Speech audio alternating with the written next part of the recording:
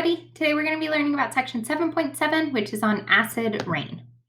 The learning objectives for today is that you can describe acid deposition, which is just the depositing of acids, which happens through acid rain, and then also that you can describe the effects of this on the environment. You'll learn some of the different molecules that are involved in causing acid rain, where they come from, some of the environmental consequences that they have, and then some of the other ways that we can mitigate these. So to start out, it's important that you know that NOx, such as nitrogen monoxide or nitrogen dioxide, are going to be some of the main causes of acid rain, in addition to sulfur dioxide. So our NOx and our SOx are going to be the ones that are causing most of our acid precipitation. Now, throughout this, I'm going to be saying acid rain, but just remember, this is why I use precipitation at the beginning. This can be like acid snow, acid fog, acid rain, basically any type of precipitation that's going to happen. We kind of just call it acid rain.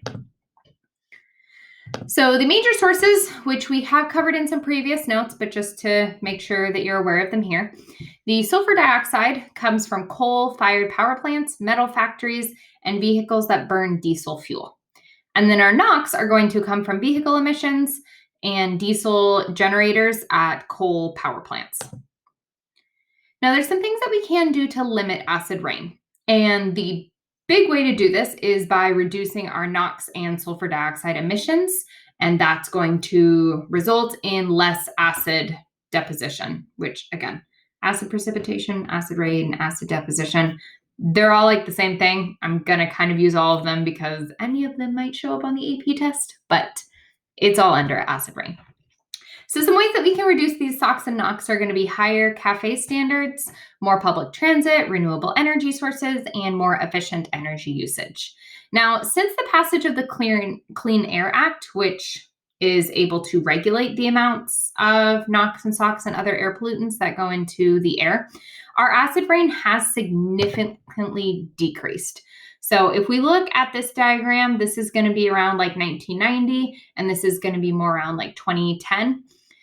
Keep in mind, if you remember from Unit 4, that our wind moves from west to east. So that's part of the reason that we get so much of this over here concentrated, is because the wind's kind of pushing and moving, and then it moves up against another wind, and so it all kind of gets concentrated. So in 1990, this was kind of the level of acid precipitation that we were seeing, and you can see a clear improvement just within a 20-year period, and that is basically because of the Clean Air Act and the regulations that they imposed on these SOx and NOx.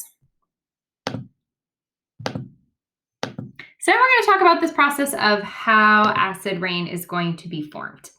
So the first step is that we're, first of all, going to get the sulfur dioxide and the NOx being emitted into the air.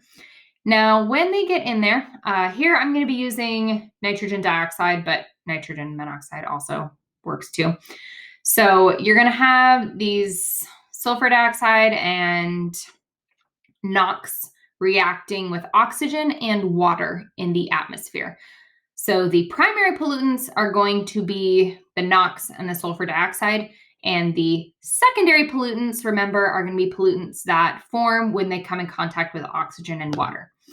So we are going to have, when it comes into contact with oxygen and water, it's going to form nitric acid and sulfuric acid. So these are going to be our secondary pollutants in this reaction.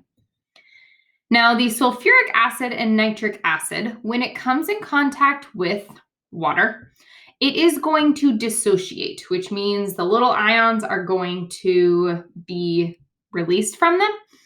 And so you're going to have your sulfate and your nitrate ions, and then you're also going to have your hydrogen ions. Now, these are going to latch onto the water droplets, which means as the water goes and falls, these ions are going to be going with them. Now, the acidic rainwater is going to be occurring where we have these higher levels of hydrogen ion concentration.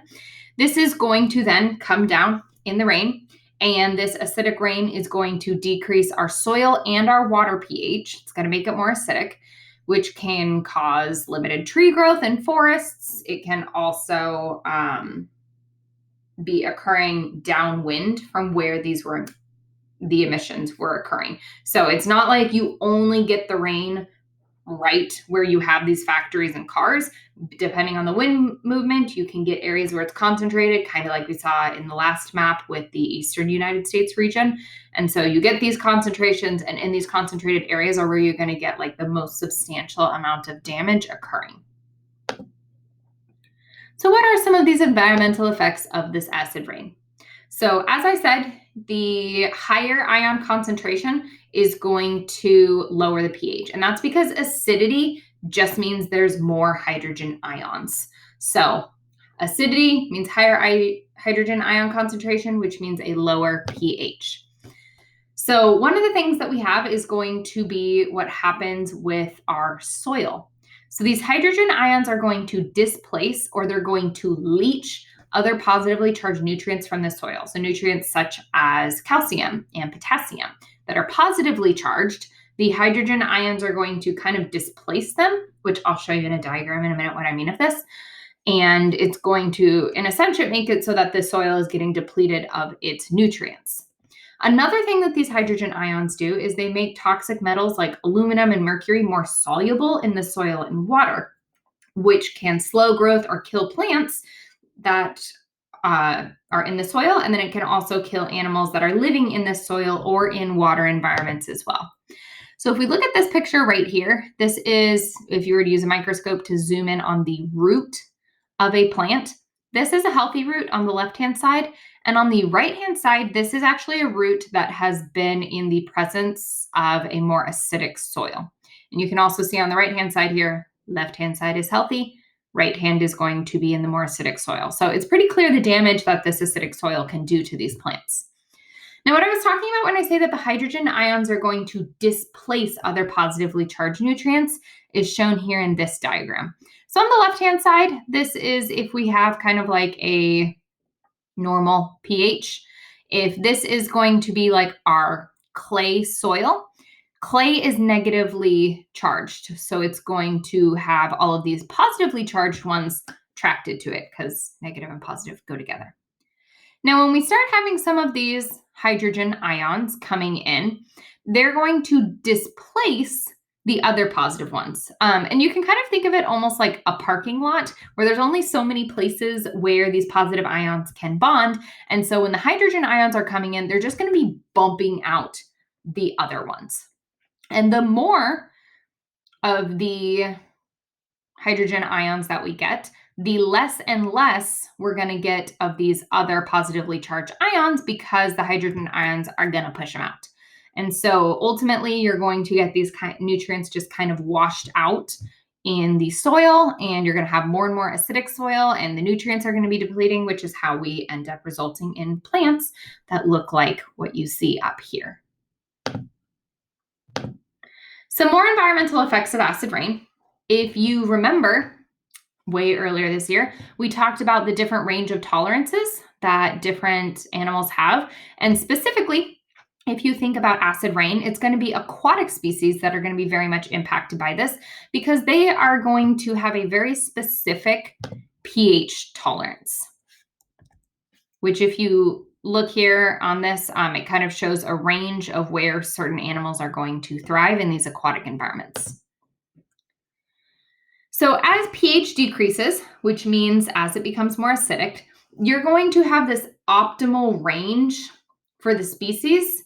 They're no longer going to be in their optimal range. And remember that when we get outside of the optimal range, that's where you're going to have more of them dying off and the population is going to decrease.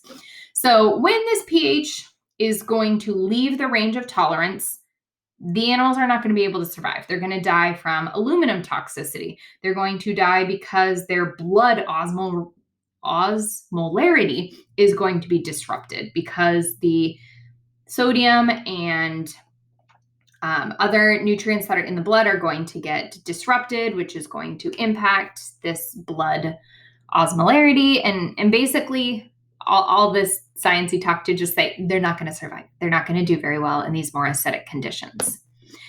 Now, one of the things that we can use is indicator species. If you remember way back when we talked about indicator species are organisms that can be used to kind of determine the health of an ecosystem or determine the conditions of an ecosystem. So when we are looking at aquatic environments, scientists can actually monitor the pH by just looking at the type of organisms that are surviving in these areas. So for example, if you have a high amount of white moss or filamentous algae, kind of like hairy looking algae, those are going to survive at a pH that is less than 6.0. So if we're getting a lot more of this white moss, that means that our water is going to be getting more acidic. Now, if we have a higher crustacean population, crustaceans are things like snails or crabs or lobsters, they are going to survive at a higher pH. And so that is going to mean that the pH is going to be above 6. And so we are going to be able to use these indicator species to kind of keep tabs on the environment in this aquatic environment and what the pH is there without having to go and necessarily test it. But if we are seeing a lot of this white moss pop up, that's going to mean that the pH is going to be decreasing, which means it's more acidic. So how is it that we can mitigate acid rain? Limestone, which is calcium carbonate, is actually a natural base that can be used to neutralize acidic soil or water. So this is actually a strategy that people can use on their soil. If you get your soil tested and it's too acidic, put limestone on it. It will help to neutralize this and make it less acidic. And this is because the calcium carbonate, which limestone is made of, is going to react with the hydrogen ions, and it's going to form HCO3, and it's going to give off calcium ions. So what this does is it neutralizes the acidic water in soil, and it moves it closer to a pH of 7. The amount that you add is going to impact how close we get to the pH, but it's going to make it less acidic. Now, regions that have limestone bedrock actually kind of have their own natural buffer of acid rain already. And so areas that have high limestone, this is going to be something that they already have in their soil. But humans also can add crushed limestone to soils or water to neutralize it. I actually did this on my backyard. I had my backyard tested, found out the soil was way too acidic for a lot of the plants that I wanted. So I added limestone, and then that made the soil more basic. Now, another thing that's kind of interesting about limestone, because of this reaction that occurs, acid rain can actually corrode human structures that are made from limestone. So like if you look at this statue here, it is a statue made of limestone. This degradation that is occurring, it's because of acid rain. So that's going to be a problem if you're having acid rain and you have limestone structures. Now, another thing that I previously mentioned, but the important thing of how we can especially mitigate acid rain, instead of treating it after it's happening, we should go to the source and prevent that. So when we decrease the sulfur dioxide and the NOx, decreasing these primary pollutants are going to reduce the amount of acid rain. So doing things like having more renewable energy sources. When we decrease coal combustion, we're going to decrease the amount of these SOx and NOx being released.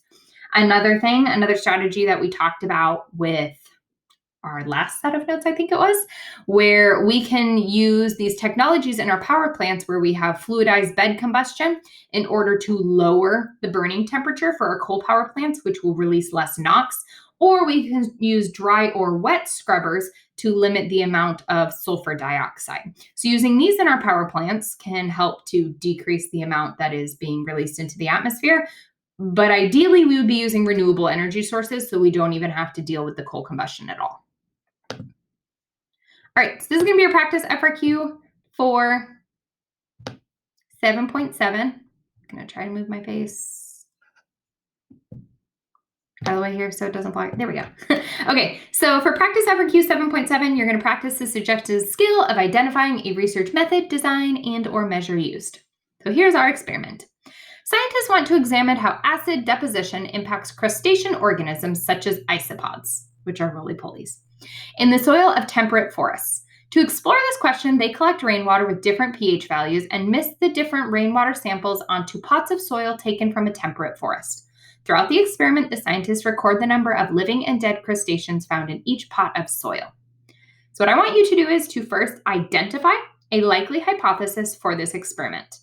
Then identify the independent variable for this experiment, and then explain how the results of this experiment would change if crushed limestone were added to each soil pot. So that's going to be your practice effort cue for 7.7, and those were your notes on 7.7 about acid rain.